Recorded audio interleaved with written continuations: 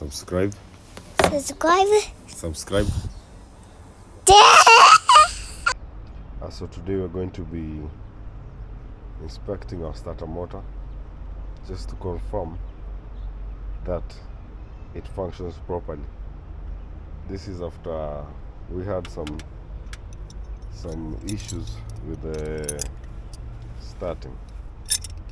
So as you can see, here is our starter motor over here. Let me just demonstrate for you viewers the fault. As you can see, let's try turn the car on. I'm turning the key, but really nothing is happening. No crank signs. So let's fix it. We need a 14 and a 15 spanner, and we need some patience. So let's just get this one started with. So finally we have gotten rid of the bolts. This was the number 15 and 14 that were holding our starter onto the engine.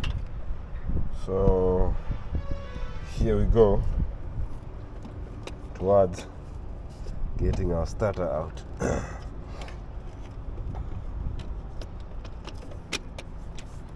It's a bit of a process, but here we are.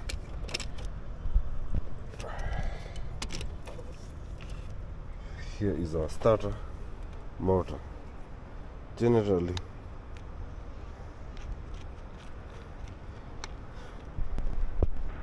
this is it.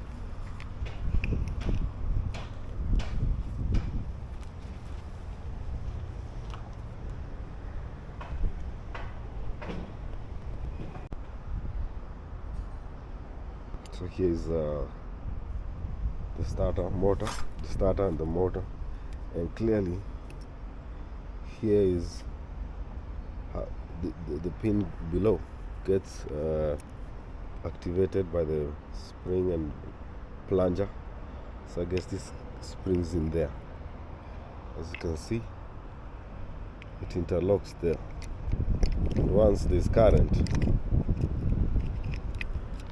it forces the spring in such a manner.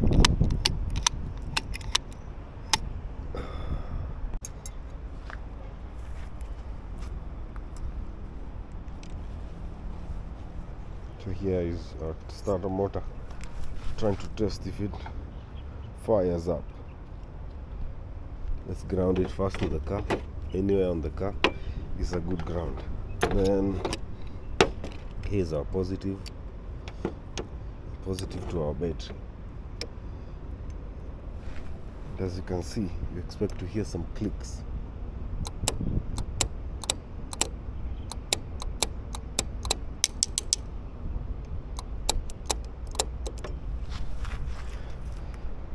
It's stuck, so let's fix it.